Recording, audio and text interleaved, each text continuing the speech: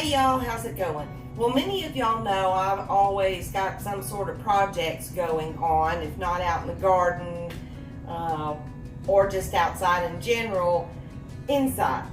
And I guess it was 2 years ago we started kind of transforming our style of our home to more of a farmhouse appeal with lighter colors.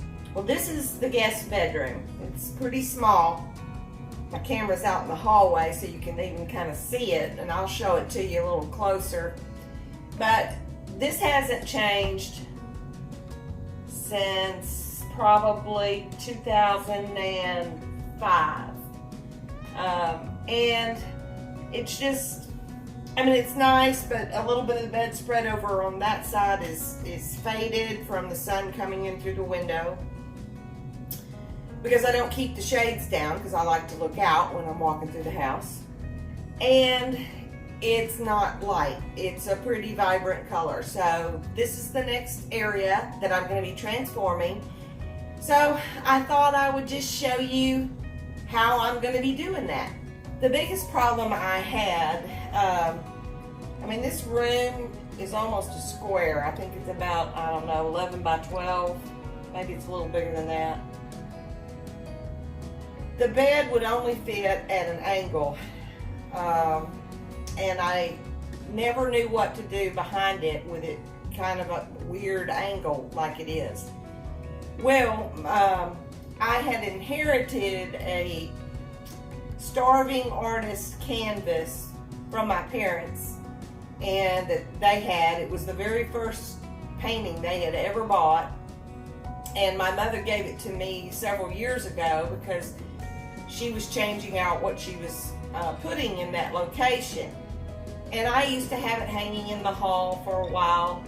And then when we were going to redesign this room, I thought, what in the world can I put behind there? And I had 4 of those wooden square frames.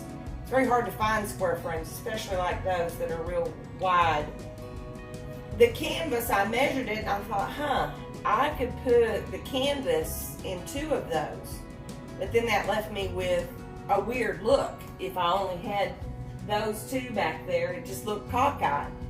So since I had 4 of those frames, I thought, well, I'll use a 3rd one. And my mother has done some oil paintings before, so when she was here one time, I asked her to help me to make that scene look like it continues. So the one on the far right is the one that she and I did. And I don't want to get rid of those. I think they're really pretty.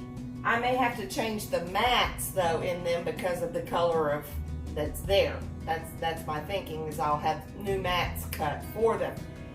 But in trying to pick a lighter color that would blend with that, I'm going to bring you in close, show you the pictures, and then I'm going to show you what I found for the bedding.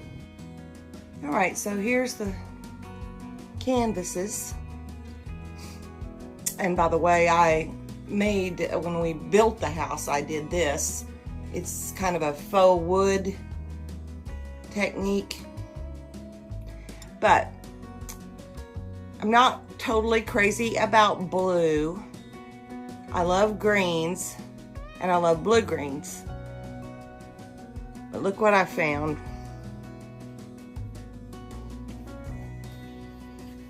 It says these are light blue, but they're not. They're kind of an ocean blue. I'm not even sure the camera is showing it correctly.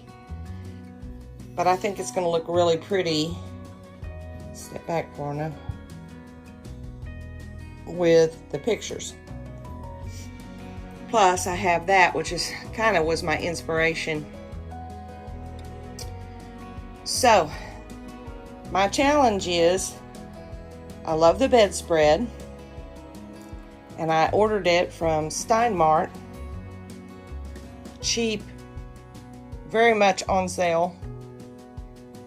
But I couldn't find a bed skirt I liked. I couldn't find any material for a bed skirt that I really liked. So I had an idea, and I ordered me another one in a king size, still cheaper than fabric would have been. And I'm going to make a fitted bed skirt. So I'll be showing you how I'm doing that. And then this little pile right here, that is a velvet. And the reason I got the velvet, gotta turn slowly here, is because on this wall back here is a picture of my great grandfather, and he was killed in Burkburnett, Texas by some cattle rustlers. But I had put a red velvet behind that, so that's got to be changed also. This is kind of my memorabilia Texas themed wall. Pictures of my parents, other things, that old irons from my grandmother, and this old sewing Singer sewing machine was from my paternal grandmother, a Texas Star. And my mom does cross stitch, and she had made this for us because she knew we liked horses. It's kind of funny though, because she didn't realize this is the 4 horsemen of the apocalypse. But I still like it. But it makes sense because there's a old lasso and a bridle bit. Goodness, we built this house in 2003, but what I used was kind of a gesso product, I believe, and built up rough stuff. And then I used a series of waxes, different colors of wax, brie wax or brie wax, however they say it, and waxed over it to give it that depth. Randy would not let me put old barnwood in here because he was afraid of termites. So he said, "You're a faux finisher. If you want it to look old, then you're gonna have to faux some new wood." So that's what I did. Now we'll get started. So here's a sneak peek of the finished bedroom. And if you're interested in how I made all of these things, I'm going to have short little videos of each step. In the meantime, remember, bye and have a good one.